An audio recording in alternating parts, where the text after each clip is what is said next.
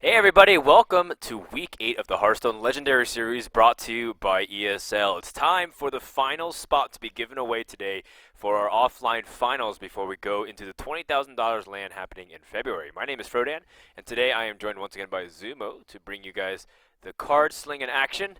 Today we got a great set of players and matches. You saw on the pre-roll screen, we have a bunch of killers, don't we, TJ? Oh yeah, first up going to be Gooby Sencho, who after 3 times making it to the open bracket is going to be joining us once again for the match day, taking on KitKatz. And then from Team Archon, it's going to be Firebat taking on Tice. And then for the second half of the day, Lonely Link, which we saw qualify through yesterday, taking on Savish, and rounding it off with Amaz versus Gara. And everything is on the line today because unlike previous weeks, the only thing that matters today is who wins. There's no automatic qualification for the next week because there is no next week. So you win, you go to the LAN. You don't win, you're done. Yeah, we have 4 players who also have gotten the qualifications through points. Excuse me, I was gonna say through seeds. We have 1 player that already is unanimously going to be going. Ping Ping Ho is going to go through no matter what, so he has declined his invite for this week. And thus we will have Max, Chalky, and Silent Storm, and Waifu, excuse me, to be battling a tiebreaker. That's going to be happening tomorrow. People are wondering like why Ping Ping Ho didn't play. He just said, I already qualified. There's no need to overextend here and try to stay up till 5 a.m. again, trying to just play some matches. And as a result, we invited Firebat, who's been in queue for a while.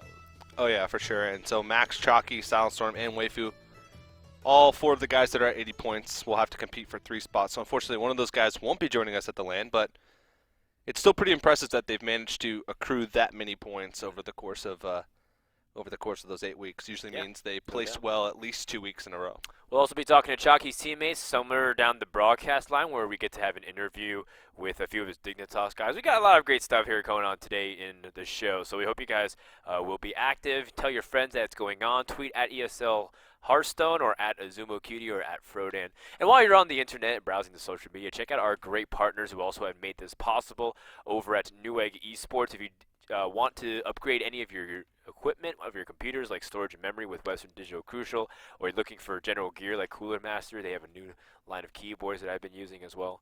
Good stuff overall. Plantronics also has hopped on board. They're giving away stuff throughout the broadcast, whether it's Hearthstone expert packs or even the rig headset that you see sometimes in montage videos for other games. Yeah, it's always a rig headset. Yeah, yeah. There's a lot of work that goes behind putting on a broadcast like this, whether it be production or even for the players as well, and none of it would be possible without the help from all those sponsors. So if you're looking to upgrade a computer or even build a new computer like Frodan's doing. I am building a new computer. Yeah, no, I remember you talking to me about that yesterday.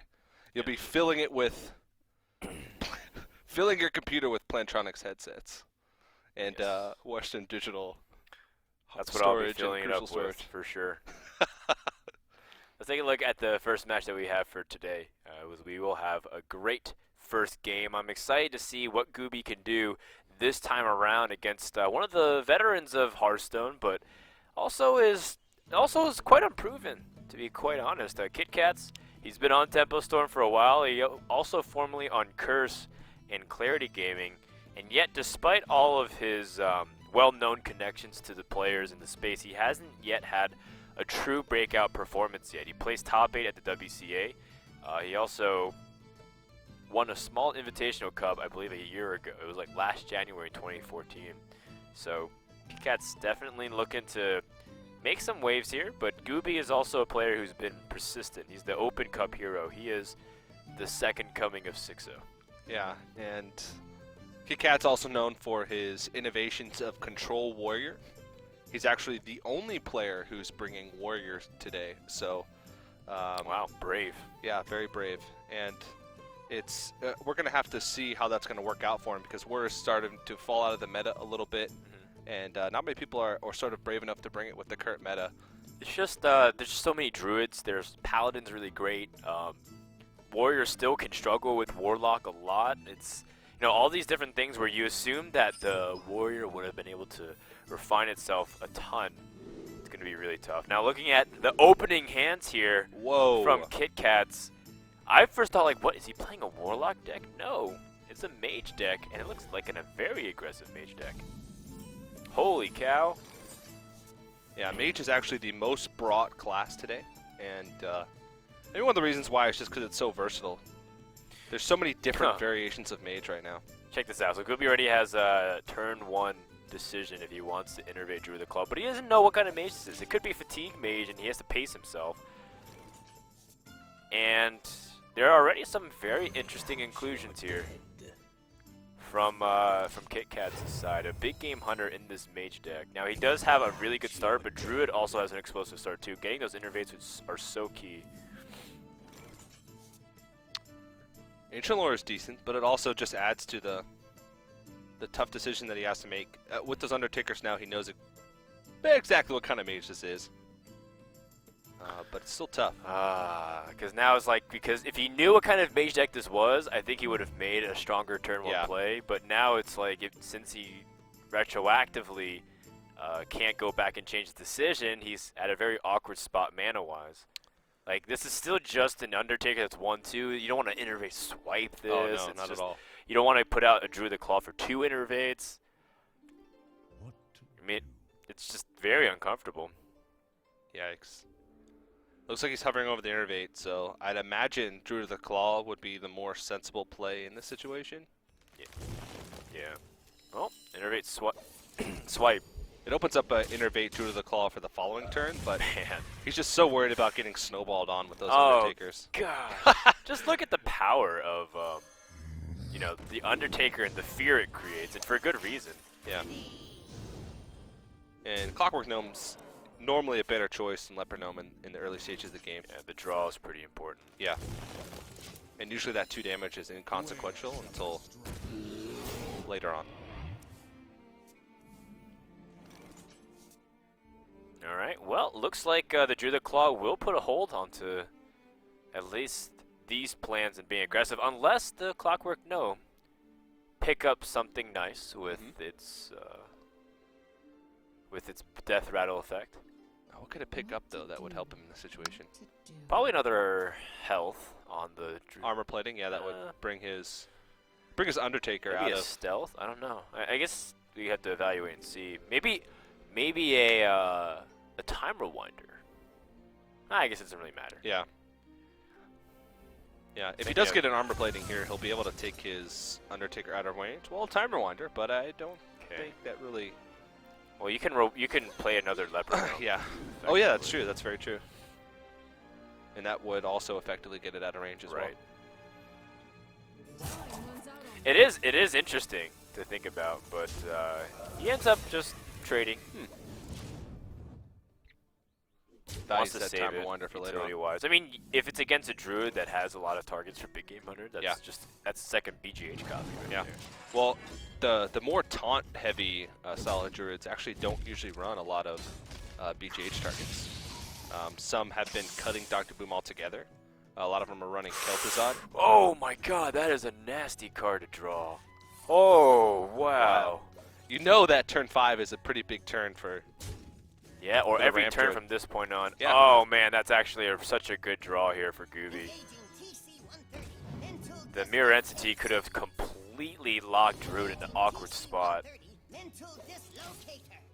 He's got a decent curve from here on out. Especially now that he's gotten rid of that Mirror Entity. Yeah, sure. Especially if he can manage to keep his Sylvanas alive. Kel'Thuzad with Sylvanas can make for some really powerful plays. Yeah, his minion quality is very high. Now the question is, can he stabilize fast enough? He's going to have to use his Ancient of War to heal. Ancient of War is really good. Oh my God, too! He can time rewinder the mind control tech if he needs to. Like if it ends up becoming the case. Wow. Echo. Jeez. Echo of Medivh. So it naturally fits in a deck that's a little bit more aggressive, so you can be really fast. And just goes to show you importance of how Druid. It needs to shut down this aggression through the innervates, otherwise it just would have gotten blown out. Yeah, the innervates were really inefficient. These Undertakers could have done so much if that was not the case. Look at this Echo. Pretty bonkers. Wow. He's also putting Druid down to like 7 health. Yeah. I mean, he does have 2 Zombie Chows on the board, though, and he's got 2 in his hand as well. So if the Druid does manage to break through, it's going to be easier for him to stabilize because that's a lot of healing that's invested into the board. I think KitKatz is also contemplating if he should play around mind control tech, trade a minion in, not load up the board anymore. Yeah. Okay, he opts to just go for it. Optimizing the power, I like it. There are a lot of zombie chows though. Almost too many zombie chows. Just gonna heal him up back to full health practically. This is pretty ridiculous. But if he has a silence or a way to get past, it could be game. Let's see. 6, 9, 10. So he's got 10 damage on board.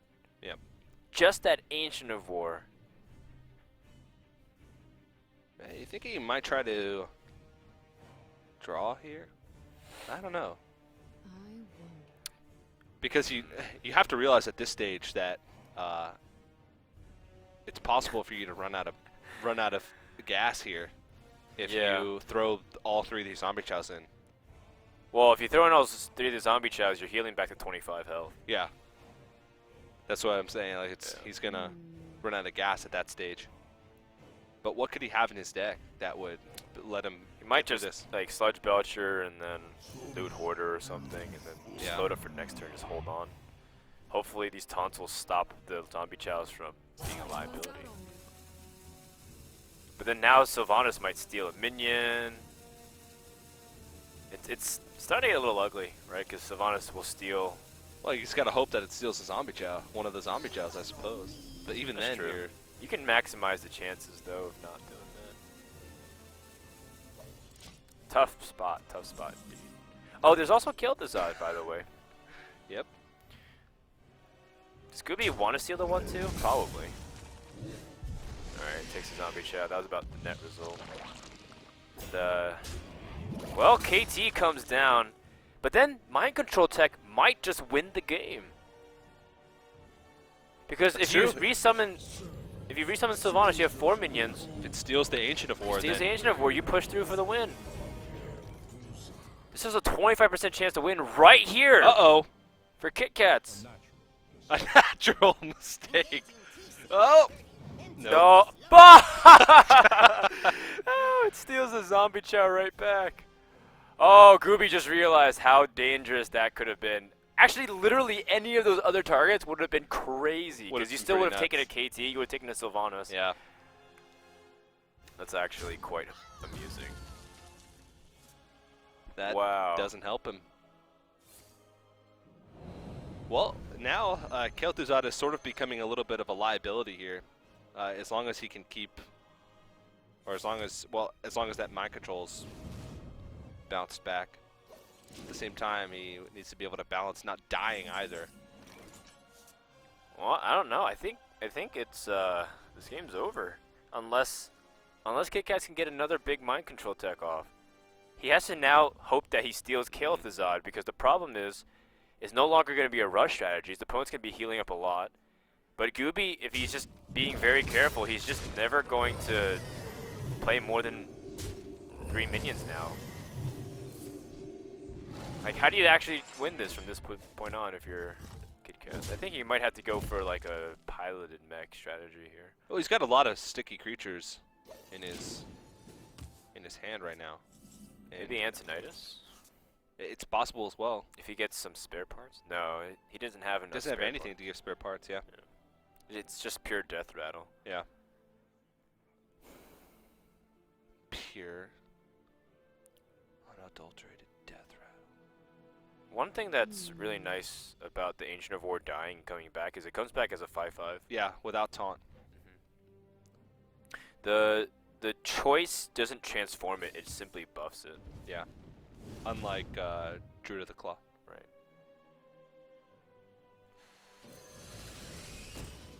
That's something that you learn from experience. Yeah. One of those things where like, well, that's not right, is it? That's one of the things where you lose games because you're hoping for the interaction and then it just doesn't happen for you. Comes a time in every young Hearthstone player's life. It's not time for that talk. 16 damage. Not enough. One of the things about the taunt-heavy druid, the taunt-heavy ramp druid, is that even when you have a huge lead, Doomsayer. Sometimes it can take a while for you to close out games. Yeah, but you have Kael'Thuzad and I guess now it's hard because Sylvanas doesn't want to take minions, so you're gonna kill off zombie chows. Like you need to minimize your. You need to play around mind control tech by not killing off minions with Sylvanas. This is usually the ideal scenario. You have Kael'Thuzad behind a taunt and Sylvanas keep on trading, but you can't actually get away with this anymore. Yeah. Unless you want to risk mind control tech taking like a really powerful minion again. Time waits for no one. He can. Yeah. Screw it, just attack. This is smart. Killing off one. I mean, he's still really healthy. He has to imagine that there's just not much burn left in, or in the mage deck at all. Well, once he sees that Paladin Shredder, it's like, you know that it's a relatively fast deck. Duplicate. Interesting. Oh, he also gets an extra mana this turn because the Pint-Sized Summoner. Nifty. Well, he's going to die next turn if he doesn't kill off that well, actually he's going to die next turn regardless. He has to kill off Kael'Thuzad, but I don't think he can do it. Unless he can bluff with the secret. Or if Gooby doesn't see lethal. I don't think Gooby's ever missed lethal. At least not from what we've seen. We've seen a lot of games, but yeah, it's pretty hard to recall a time that he did so. We've probably watched 10 plus best of fives of Gooby at this point. I'm getting used to that face of his. The Gooby face. So innocent. Big round eyes. Yeah. Oh, that's it. I don't think KitKatz was going to die next turn. He just couldn't figure out a scenario which would get him out. So that means game one goes to Gooby. And he's going to have a pretty strong, decisive lead. That was a matchup where I looked at the beginning hands and I was like, well, I think Mage can take it if it just snowballs the Undertakers, but able to navigate through a really tough call to like innervate swipe a 1-2 on the board, but ended up being the reason why he was able to stabilize. Yeah, you can't let it get out of control because you know that the Mage's only way that he's going to beat you is just getting really far ahead early. Yep. So it feels really awkward and just gross. You feel icky, like he's going to need to shower after that game. But at the same time, it's necessary. Yeah, I mean, that goes both ways, right? It's like the extreme example versus the extreme example. Like, well, what if they have double Undertaker and then 3 1-drops or 4 1-drops to follow it off? It's like, well, what if you, on the opposite end, also have those extreme cases where you defeat the Undertakers with your innervates and your extremely fast start?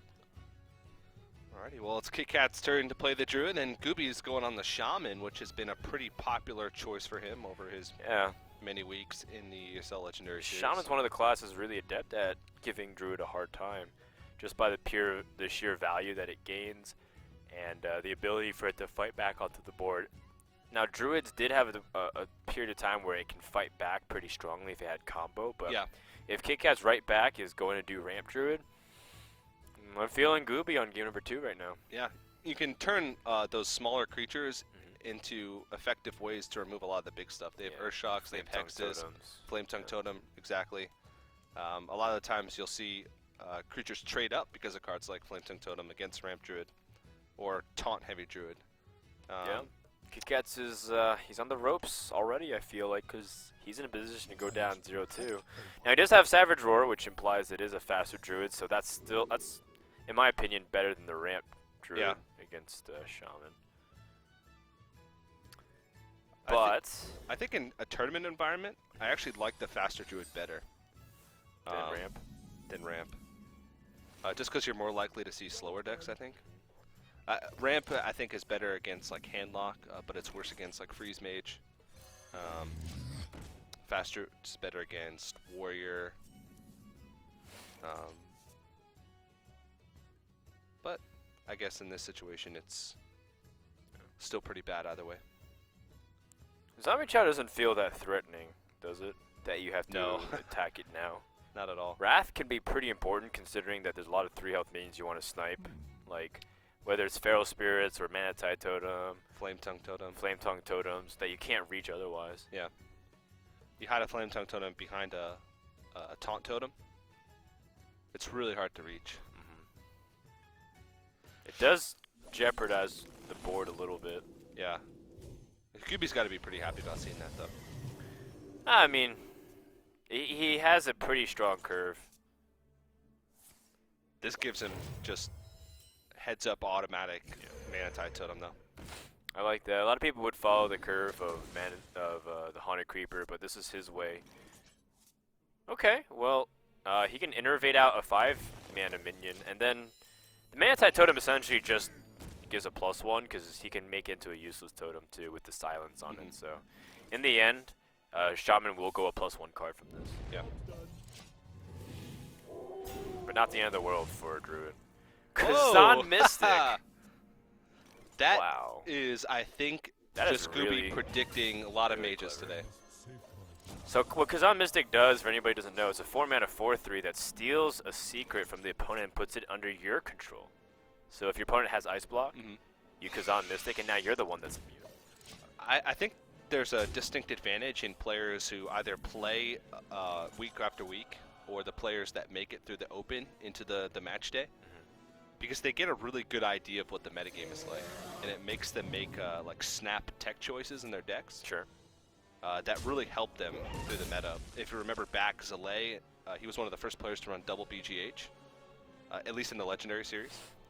And now Gooby making the choice to throw in the Kazan Mystic because of how many mages there are right now. Right. He's expecting Fatigue Mage, even if he hits the occasional Hunter. Yeah. Probably not going to play against Paladin Secrets. Or the Avenge Paladin. The the Avenge Eye for an Redemption. Eye, Holy Wrath. Yeah. Alright, Lightning Storm. Doesn't really matter if it rolls high or low on the... Oh, Spectre Knight, but it rolls low on both of those other minions. Yikes. It's pretty rough. That is pretty rough. Mostly just trying to keep the board at a reasonable state, though, with the Lightning Storm. Yes. Alright, well... Let's see here. KitKatz has a very interesting turn here, because Wild Growth doesn't really do much in terms of the acceleration for the next 2 turns. It gets you a scenarios to turn earlier. You just silence the But Haunted you- Creeper Right. and Hero Power. But at the same time, then you'd be giving up the opportunity cost of, controlling the state of the board here, which That's I true. think is really good. Yeah. And I think if you're going to hold on to Wild Growth now, you might as well hold on to it card-wise, right? Yeah, yeah. Ugh, well, Gooby's now overloaded. And even if he could use all of his mana, he still have an awkward turn.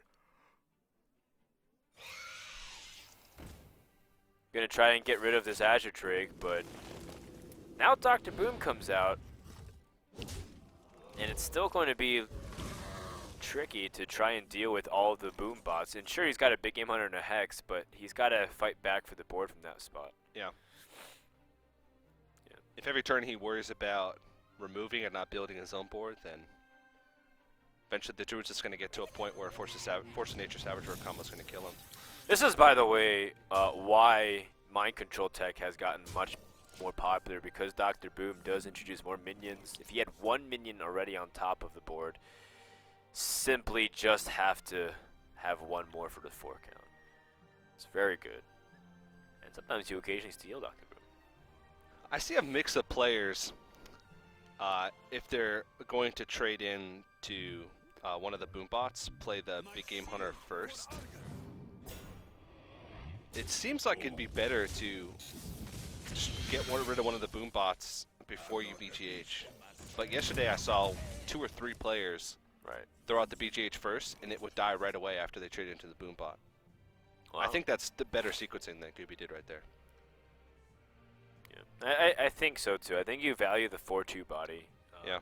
Just because it can challenge a lot of the higher health minions. Spectre Knight is not as scary anymore, unless this Boom bot snipes the Big Game Hunter. Then that'd be pretty nice. It's pretty unlikely. Yeah, it does seem unlikely. Not impossible though. Nope. I think you might want to maximize your chances too by hero powering here. So if you hero power and you kill off the Mana Tide with the Keeper of the Grove and the hero power, you can toss the 1/1 into a 1/1. Okay. Well, outcome's about the same either way. Yep. Spectral Knight's still a very problematic card to deal with. Flame Tongue Totem off the top would be Right. juicy. He still can kill it, which is the important thing. Yeah. If he can't kill it, then he's in trouble.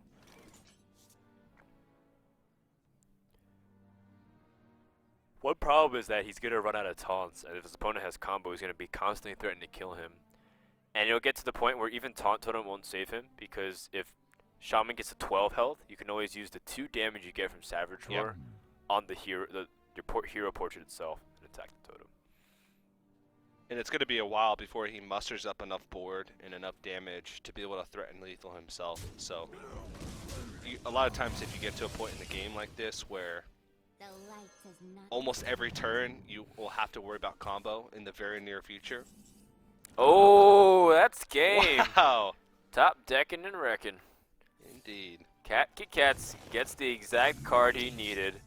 And that's too bad, just because Gooby looked like he was off to a pretty good start, but the Shaman deck just gets pressured. This is what we're talking about, too, about how this Druid deck sometimes just abuses the Shaman if it has that combo. If it plays slow, just look at what Gooby had. He had anti-Ancient of War. He had anti, Ysera or Cenarius or Ragnaros. Like, he was going to be set for a while. He had a lot of removal lined up. Yeah, definitely. And so that's, I think, a really important win for KitKatz. Yeah, for sure. Because there was an opportunity if he had lost that where he could have just got 3-0'd pretty not easily, but it was telling me, he's like, I just want to get to the blind pick stage for my warrior. That's all it is. Like, that's all he cares about, right? Yeah, that is. That's what he's known for. It's coming up, too, on stream, Warrior versus Paladin. So now that KitKatz has equalized, he has an opening. But this matchup, it's gotten pretty tough. Even though you do have those whirlwind effects, it does feel like Paladin does have the tempo edge a lot of the times. And not to mention if they have Harrison Jones or other ways to really make your life difficult, then, well, I mean, even if you have the weapons and a Death Bite, you're not going to be able to get off the ideal sequence. Yeah, talking with people, I hear a lot of mixed opinions about this matchup. Some people, especially Paladin players, maybe it's just a confirmation bias, they feel like the matchup's actually weak because of cards like Death Bite, like Whirlwind, like Baron Geddon. Sure. It makes it hard if you can get control over the board early and stop that first push by the Paladin, that mid-range Paladin. A lot of the times you just never gain enough momentum to be able to take him out. Sure. But at the same time, sometimes mid-range Paladin is sort of like Druid, where you can just, which Warrior struggles with, that faster mid-range Druid, where sometimes they can just win games to some of the smaller creatures that they get early on, or you're forced to waste some like weapon charges on just 1/1s. Yeah. Then you get to a point where the Paladin can just outright win. I don't disagree. Armor Smith, pretty effective against the 1/1 here. The Dude Slayer, extraordinaire. Gain some armor, control the state of the Silverhand recruits. Pretty much the exact draw that he wanted. Now, if you retaliate with Muster for Battle, I mean, that's where you have to get that Death Spike going before the Harrison Jones. Yeah. If Gooby chooses the hero power path, it's playing around the idea that your opponent can just whirlwind. But I don't think whirlwind's even that as common as you might think it is nowadays. No. Wow, that's a lot of armor. And usually if Warriors do run Whirlwind, it's just usually one copy. Oh, not bad. Control the state of the board pretty well. The cool Taskmaster. Yeah. You don't have to give up your coin even now. Like before you had to give up your coin to have a play, but now you don't. And you can utilize it for like an earlier Dr. Boom, have some bigger impact. Not to mention you are controlling another point of the board. So Kel'Thuzad is a card that I see a lot of slower decks putting in now. I guess with the popularity of BGH, it's a really great card. But I don't know if it's going to last very long because Probably of Mind not. Control tech. Yeah, it could be. But at the same time, Kel'Thuzad is like one of those cards where it doesn't have to win the game. It can just simply collect value. Imagine if it just said 8 mana, 6/8, summon a 5/5. Yeah. It's like, that in itself is still pretty nuts. This is actually really funny. This light well. Wow. That's crazy. That's hilarious. It is. Harrison Jones most definitely is going to be coming out here, I think. Getting that extra card draw is really important. Huh. Oh, okay. Sure. It's just that it's going to get Black Knighted. Yeah. Like, super fast. But I like, think not, he was- not even hesitating Yeah. as, whatsoever. I think he was hoping it was going to eat the second charge of Deathbite. Sure. And then he could, like, save Harrison for a more opportune moment. Yeah. Wow, well, I guess Light's Justice is not so bad when you have a Light Well. Because you can trade so much into anything you Yeah, want. that's true. Not worry about your health total at all. Knife Juggler. Pilot Shredder. KitKatz living the gamer life. Drinking out of a 2-liter bottle. Yeah. Talking to him earlier, he's actually Hanging out with the Archon people. He's actually sitting on the floor because the Archon team house does not have desks Yet. yet. No, they. You make it seem like they they're have going an with a anti-desk policy. Yeah, they're going with a more progressive type gaming house. This desk wasn't made by fair trade. 15 chickens were harmed in the making of this table. I refuse to buy it. Oh, it's how did they end up making that table then? Jeez. Well, shield same on the piloted shredder. Yeah, hopefully it's a 1 health minion for the warrior. So that way the death bite could be a lot stronger. One of the best targets you can Again, hope for your opponent to get out of the piloted shredder. highly amusing that this light well is gonna just heal back up to 5 health. This card is like it's not a big deal. It's just funny that it's happening the way it is. It could end up becoming a big deal. It's pretty problematic because it's tough to deal with. Yeah. Like even it survived this turn, you wouldn't even be able to kill it with just what you have on the board. So Well, the way it could be problematic is if it gets a Blessing of Kings. Then it's a 4/9 that heals. even if the paladin just builds up a little bit of a board, Right. and it just gets a little bit more value out of some of your otherwise Fair not enough. so Fair enough. valuable creatures. The way it also could Reporting for duty. the way it also could be actually really good is if it ends up surviving post Alexstrasza and just heals you back up, so that way you can get out of range. That too. Oh well. Just silence it, get it out of the way. No, I think that Dr. silence is Boom's gonna be definitely held on to for Tyrion, most likely. well, this is I guess a test to see if your opponent has Big Game Hunter, because this would be a perfect Big Game Hunter scenario. You just have the boombots explode and then you heal based off of whatever the boombots do. Yeah. Unfortunately, seems like he's gonna have to give up some of his 1/1s. Sequencing really mattering there because if you kill boombots first, there's a chance that you might not have those Silverhand recruits to be able to take out the 4/1. Still a risk here though. He's trying to Man. figure out a way that he can reliably take out the Dr. Boom. The only way he can is equality, Equality. and it's only doing 6 damage while doing 4 damage to yourself. It's just actually not that great. But it might be your only option to kill Dr. Boom. And like what's wild too is the impending threat of kill the Zod to drop it up or follow it up. Yeah. Pretty smart play to actually hero power here. Just to open up options for himself if regarding the Doombot hitting his Silverhand recruit that had not yet attacked. Well, I guess that light well's going down, right? It's about time. Absorbing 7 damage is pretty good though. Right, but damage is somewhat negligible until you get to like the Alexstrasza Alexstrasza. cycle. Poor light well. There's some cases where He had warriors such can high dreams. pile up enough damage, but This is also quite humorous. Now equality actually has a lot of value. You can also you can hold on the consecration, just use the light's justice. yeah. Reporting for duty. He's got Cold Master as well to refill his hand a bit if needed. What's gonna happen? Because oh man, he's got enough mana for the Black Knight and Dark Cult, or not Cult, Dark Yikes. Cultist, Cult Master. You can cash in on both as well. And that's key, because the Paladin needs to get up in the cards. Like, the fact that Warrior's up in the card count has been really bad for Gooby. You know, Paladin's supposed to be the one outcarding Warrior because of the hero power. But the quality of minions in Warrior is just too good. You know, sometimes you can pick up, you can find yourself in scenarios as when you're a Paladin where KitKatz playing around Black Knight. you're trading your heal power for cards of theirs. That's It's a very pretty impressive heads-up read. play. I mean, he's still going to get a couple cards drawn here. He wants us to hit. Oh, Still can use Consecration. Well, he's going to evaluate off the draws. Maybe True Silver Champion can just come up here. yeah.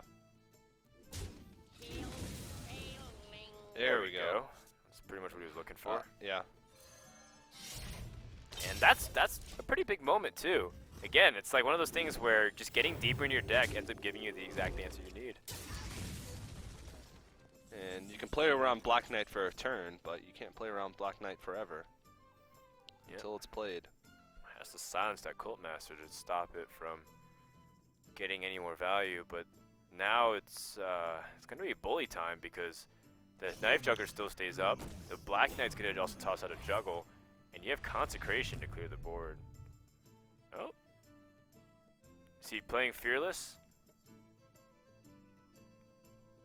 I've got the beast in my sack. Wow. Whoa. Alright. I was not expecting that play. Yeah, this Consecration's gonna Yeah. do some wonders right now. I mean, it depends on how this Juggle pans out. He might not need to. It still was much cleaner to get Consecrated, but... Alright. Well, Oh, he's not he can quite just use saw that. True Silver. Yeah, not that's a true. big deal. Reporting for duty. You want to try and weave in hero powers as much as possible. Wow. 3 Juggles to the face. Well, he's trying to cash in a little bit more value out of that Cult Master. Saving the True Silver charge and using the Knife Juggler instead. KitKatz needs to draw cards here. It's just a very dire situation. He's saving that Spellbreaker for the inevitable Tyrion, but it does not look good right now for KitKatz as he's getting bullied. That Cult Master drawing 3 or 4 cards was so crucial.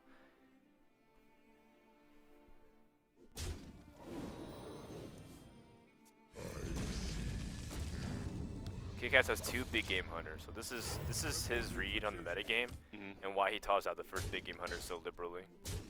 Okay, makes a lot of sense. Yeah. Pilot Shredder, interesting. Brawl is going to be one of his only methods of coming back here. If the board keeps getting... Yeah, it's not flooded. ideal that you have to use removal like execute on that, but you're in survival mode here because the board's getting snowballed way out of control. And now this is starting to look more like, wow, Captain Spirit. Captain Spirit and Novice Engineer, probably the 2 worst cards that you can get from. This is starting to look a lot Pilot more like Shredder. a normal Paladin versus Warrior game, for Yeah. sure. It seemed like it was definitely going KitKatz's way, but Gooby ended up drawing, I think, 4 cards from his Cult Master. Like Which you would is have no huge. cards in hand for perspective. Yeah. And Wow. Acolyte number 2. Yeah. It's way too late. KitKatz wasn't able to get much value off of either of his well, this one we have yet to see, but it's more than likely just going to get traded into. It's like KitKatz is not going to play this out. He's like, you know, he probably had a few turns where maybe he could have a decisive moment swing, but he's just going to concede. And I wonder if that puts him on tilt slightly, because it's just, he didn't even want to see the end of the game. Well, that's his signature deck. He wanted to get to the blind pick phase just to Maybe he be won't able to pick- showcase his warrior. Maybe he's going to go with Druid, just out of consistency. I would think so. It's a couple tough matchups across the board for warrior in general. Shaman generally has a decent time. Paladin generally has a decent time. Druid, not necessarily if it's not quite the faster Druid. I think the warrior matchup is a lot better against the taunt-heavy Druid than against fast Druid, but it's really risky to pick warrior in this situation, I think. Yeah, I have to agree with you there. I think I'd lean towards the druid here, or Yeah, maybe even the mage, maybe. it's possible. But with ramp druid out there, I'm not feeling it as much. It's just too many taunts in the way. And now that he knows his opponent plays Kazan Mystic, it's like one of those things where it's like, oh man, gosh, is it gonna be a deck that I struggle with if it steals my mirror entity? All right, well, Druid versus Druid mirror here. And this is Gooby playing the The ramp druid. heavy ramp with lots of taunts. Yep, And KitKatz taking the regular druid, the mid-range druid. who comes out on top in this situation? Generally speaking, the slower druid can outpace the faster druid. Like you just can't get past Ancient of War easily without having the Black Knight specifically or a silence to get through. And if you silence it, it still means he's not gonna use his Force of Nature Savage combo.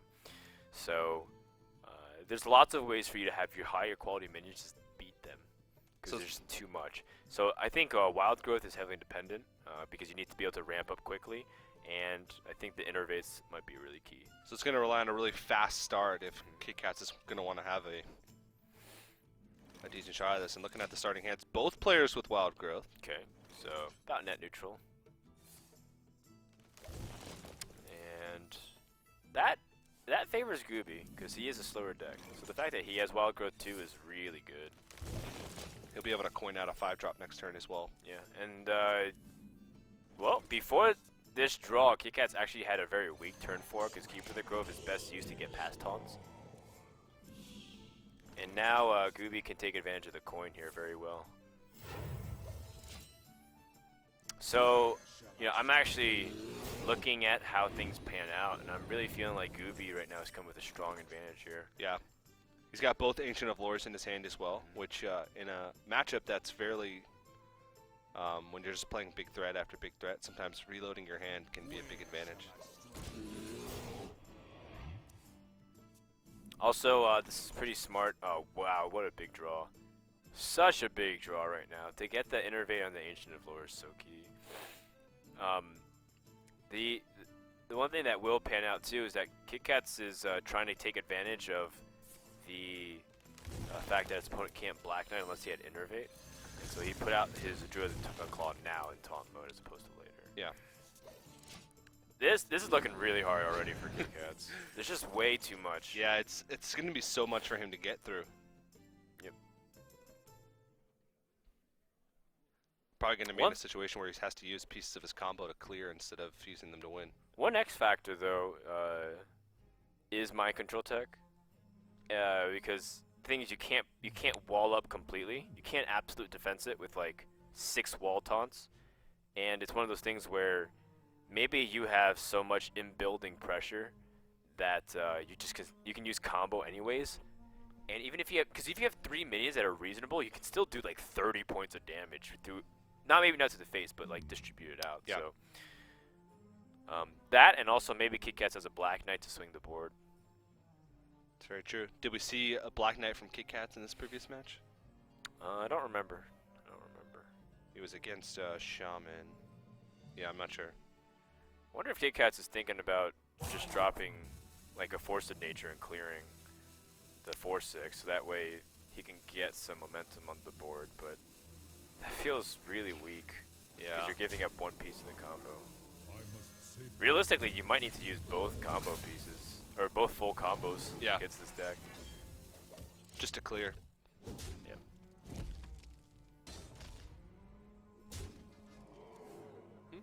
Okay. Yeah, you need to get damage in. You realize that playing the waiting game doesn't work that well, that often at least. The nice thing is this Keeper of the Grove enables you to take out not only the Druid of the Claw, but also kill the Cheated Next Rammus. You do give initiative back to your opponent, but your quality of minions is so strong, it might not matter. Yeah, with both Ancient of Wars in your hand, coming up on turn Another 7. Ancient of Lore. Alright. Innervate's pretty good. Yeah, this is probably the safest time to Azure Drake because Azure Drake won't die to another minion. You're putting out the same amount of power you would normally put with the Spectre Knight anyways, and you might even pick up a card that will be a little bit deeper and better the following turn. And you have the opportunity next turn to play double 5-drop Yeah, with good Innervate. point, good point.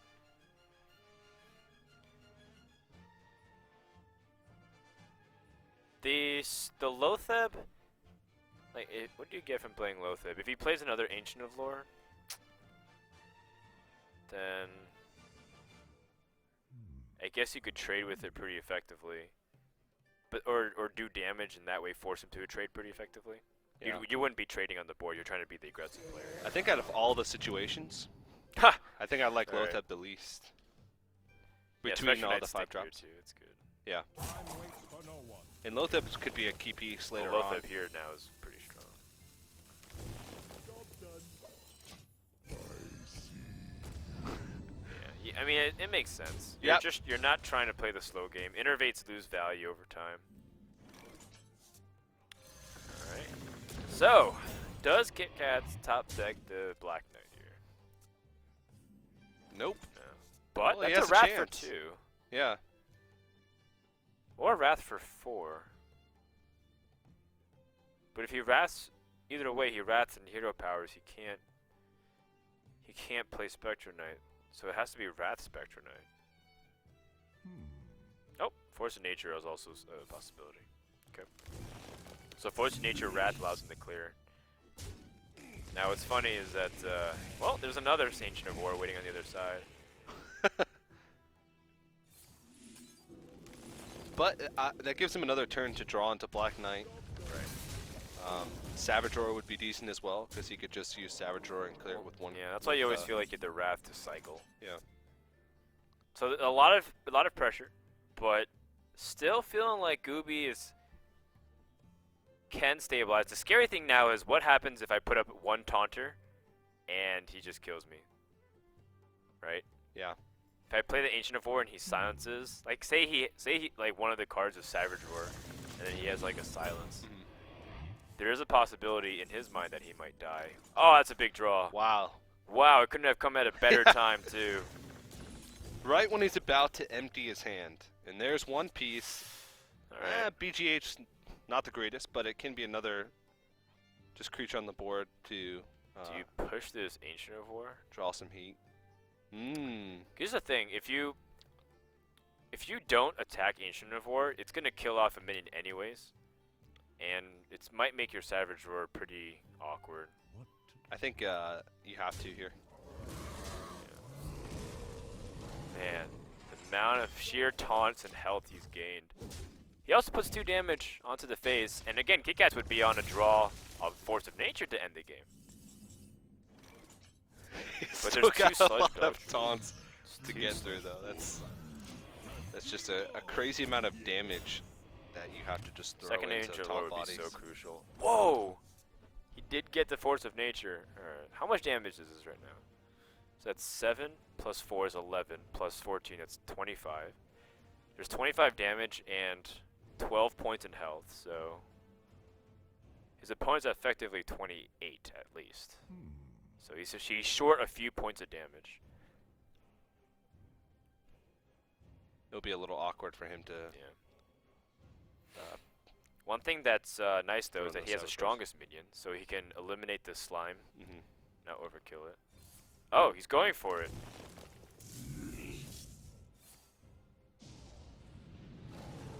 I think Gooby's trying to calculate it in his head whether or not he's dead, but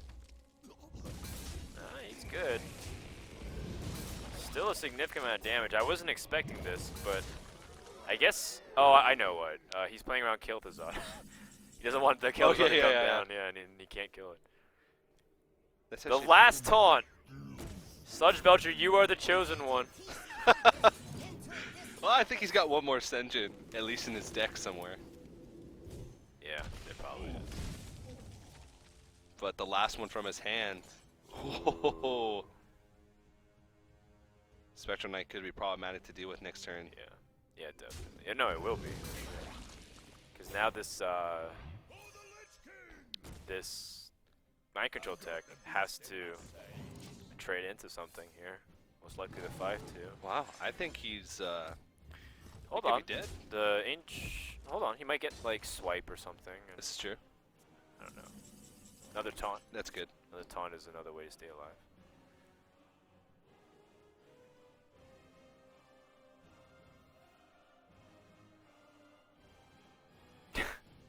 This is actually a really tense matchup.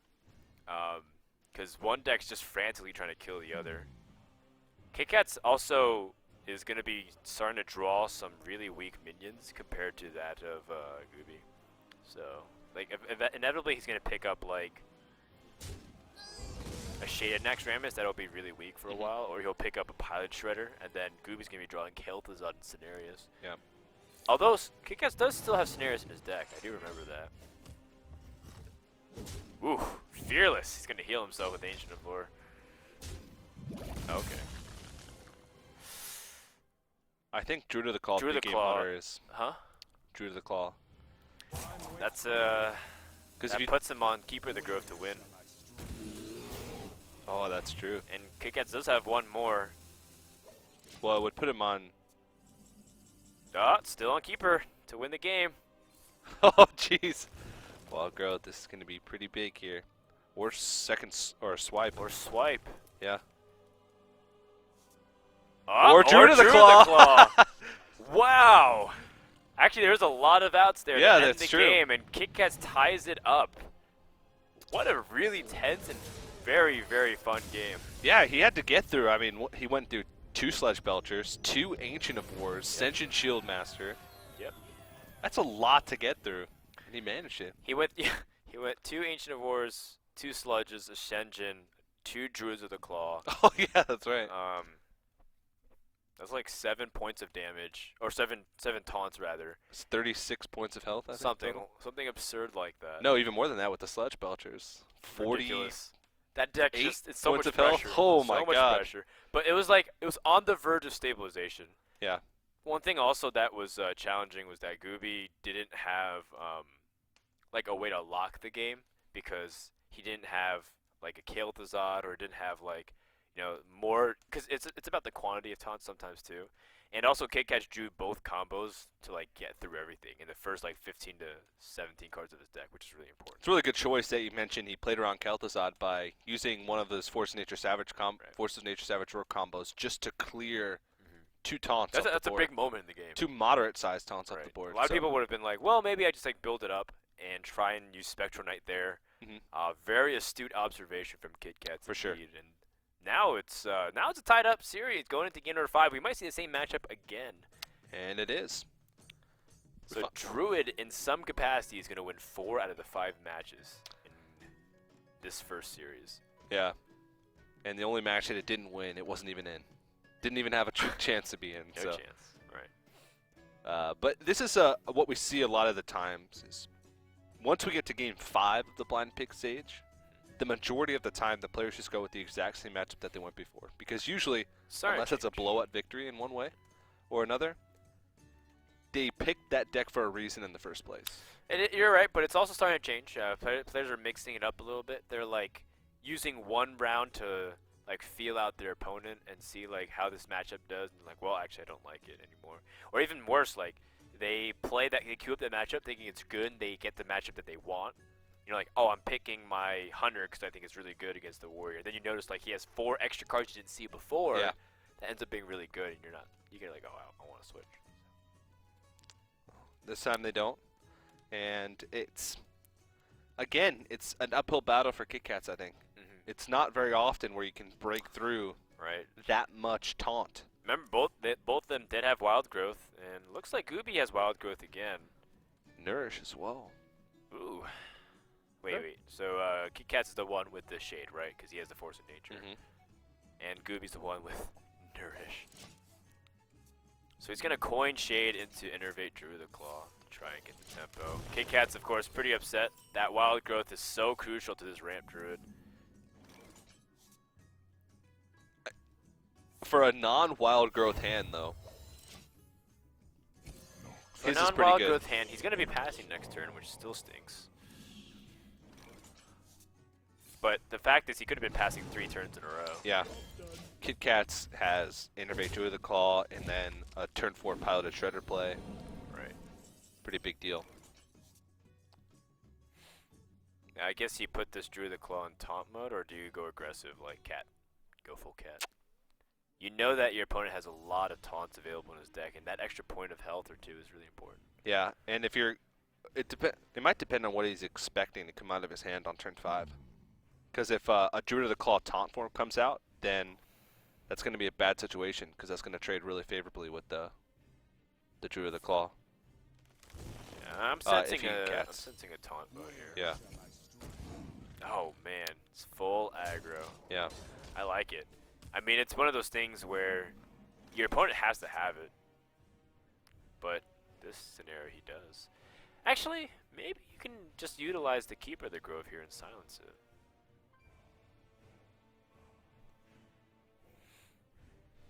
But again, for reference, imagine if he only had 4 mana this turn. True. I mean, he still would have had swipe. Sure. Interesting. Wild Growth coming here on turn 4. Not going to be useful right now. Is it a Keeper of the Growth, or Yeah. is it Pilot Shredder? Probably Pilot Shredder. Pilot of Shredder sets you up for a stronger board, and the Keeper of the Grove's not going anywhere. So either way, you're either trading into the Druid of the Claw proactively, or you know your opponent's going to be forced to do it next turn out anyway.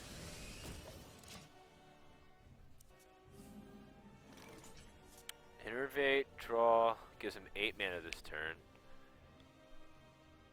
He can Wrath for 1, swipe, and Hero Power down the Pilot of Shredder. Well, you can Wrath. You'd Wrath for 3 to kill off. Just to see what you get. Always check first.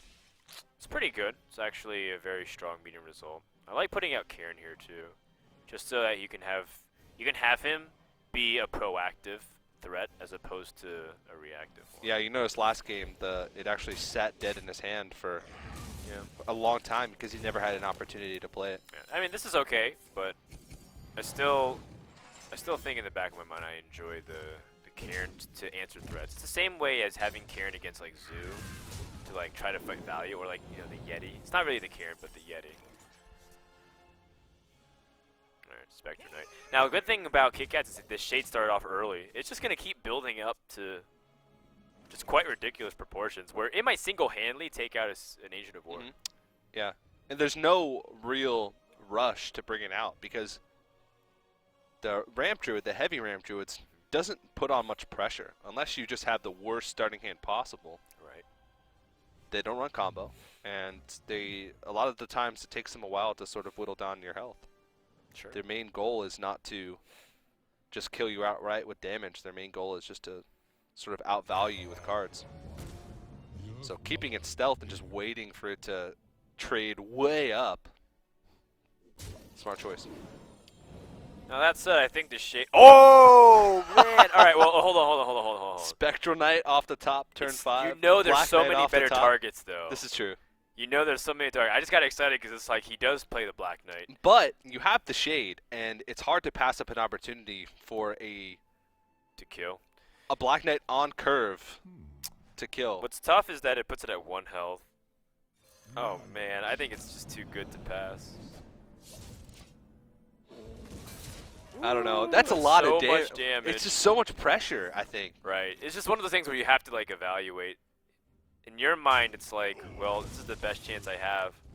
And he's forcing the hero power to attack. Oh! That's exactly what KitKatz wants. That Shade did 12 damage. Wait, is that game? No, he's 1 mana short. Innervate his game. I think you go for it. I think you silence. Yeah, Wait, is there Force of Nature? No, okay. because you have swipe in your hand. Exactly. You're forcing him to heal up next turn, and he can't heal up and taunt. Yep. He'll have to heal up and deal with your own board. Silence and then push through. I think KitKatz may have denied Gooby Oh, yet another no. chance. Gooby needs Ancient of Lore. That's his only hope remaining. That Black Knight doing so much work here. Wow. And that's... Oh, wait. Unless Nourish could do something about it. Nope. No, looks like Gooby has conceded, and that's going to be it. Another open run has been completely squashed from Gooby. But you know what? This guy is a great Hearthstone player, and I think a lot of people need to be put on notice that he's not going to be going anywhere anytime soon. I think Gooby should be absolutely proud of what he's accomplished. sure. He is the most consistent open player that we've had all season long across 8 weeks. He's qualified 3 times, and 2 of them he went to the main event. So it's absolutely mind-blowing how much we've been able to see him play consistently. Yeah, he's gone through so many players. You have to think.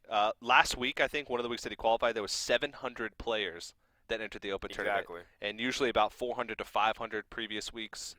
So being able to get through to the top 8, or even previously before that, top 4 of that so many player Open bracket is really impressive. That was a high-level series, I think. Both of those guys played pretty exceptionally.